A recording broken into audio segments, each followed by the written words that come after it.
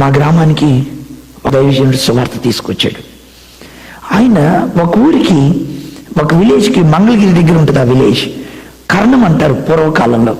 అంటే ఆ ఊర్లో లెక్కలు రాసే ఆయన పెద్ద మనిషి, బతకొచ్చి చదువుకున్న వ్యక్తి, ఆస్తిపరుడు, 100 ఎకరాలు ఉండేది ఆయనకి. ఆయన వాళ్ళ ఇంట్లో జాన్ అని ఒక పాలేరు పనివాడు పనిచేస్తుండేవాడు. వడ్లు అయిపోయిన తర్వాత కళ్ళంలో కొంచెం వడ్లు మిగిలిచ్చాడు ఆ పనివాడికి.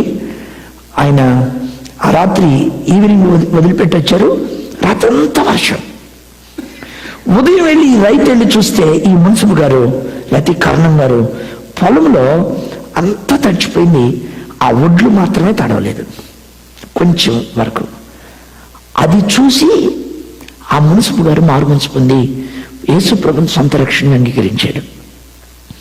ఆయన ఇంటికి రాకుండా పొలం నుంచి డైరెక్ట్గా జాన్ గారి ఇంటికి వెళ్ళాడు. ఈ జాన్ గారికి ఉదయకాలం ఫైట్ టైం ప్రార్థన చేసుకునే అలవాటు అప్పట్లో అంటరంతనం ఎక్కువ ఉండేది, మీకు తెలుసు. రైతు ఎప్పుడైతే ఇంటికి వచ్చాడో జాన్ గారి వైఫ్ కలవరపడిపోయింది. అయ్యా ఎందుకు వచ్చారు మీరు అంటే, నేను ఒక చిన్న పని మీద వచ్చాను, జాన్ పిలవమని అడిగాడు. అయ్యా ఆయన దేవునితో మాట్లాడుతున్నాడు, ఇప్పుడు రాడని చెప్పింది ఆమె. హాఫ్ అన్ అవర్ వెయిట్ చేసిన తర్వాత వచ్చాడు.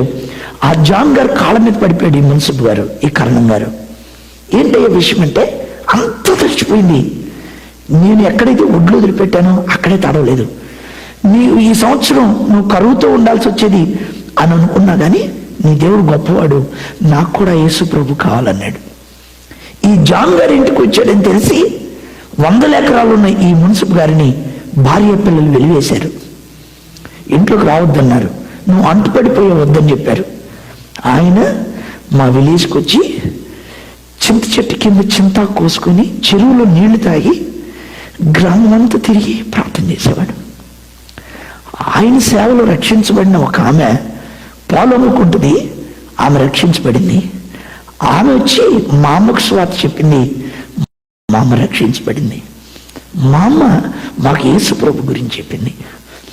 ఆయన కట్టుకోవడానికి బట్టలు లేవు, తినడానికి తిండి లేదు, వండడానికి ఇల్లు లేదు. ఆకలికి చింతాకు తీసుకొని, ఆకలినప్పుడు చింతాకు తుంచుకొని చెరువులు నీళ్ళు తాగేవాడు.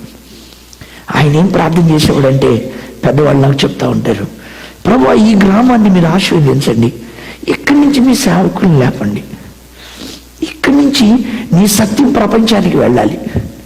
ఎప్పుడు ఇది 90 సంవత్సరాల క్రితం జరిగింది సుమారుగా.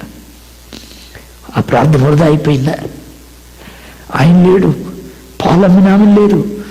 మా అమ్మ ఇప్పుడు ఉన్నారు, వృద్ధురాలు, దగ్గరగా 90 ఉంటాయి. ప్రియారా, ఎందుకు నేను మీకు ఈ విషయం చెప్తున్నానంటే, రోడ్డు వెంట చింతాకు తిన్న ఆ సేవకుడు ఎవరికి తెలుసు?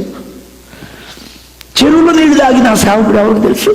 ఆయన తన భక్తి జీవితంలో దేవుణ్ణి స్ట్రైట్గా వెంబడించాడు. బావి దగ్గర మోకరించిన ఆ స్థలాలు, ఒంటెలను మోకరింపజేసిన ఆ స్థలాలు, కడవలను కూడా జాగ్రత్తగా పెట్టుకు రాగలిగిన స్త్రీలను తెస్తుందని మనం గుర్తించగలమా? కడవ భుజం మీద పెట్టుకుని వచ్చిందంట ఆమె. నా పిల్లల, ఈ దేశం కొరకు మనం చేయవలసింది ప్రార్థనే, మన కుటుంబాల్లో పిల్లల కొరకు చేయవలసింది ప్రార్థనే, ఈ తరం కొరకు చేయవలసింది ప్రార్థనే. నువ్వు ఎంతగా ఆ ప్రార్థనలో సమయాన్ని కేటాయించడానికి నీ కృప దొరుకుతుందో అన్ని గొప్ప కార్యాలు నీ జీవితంలో చూస్తావు.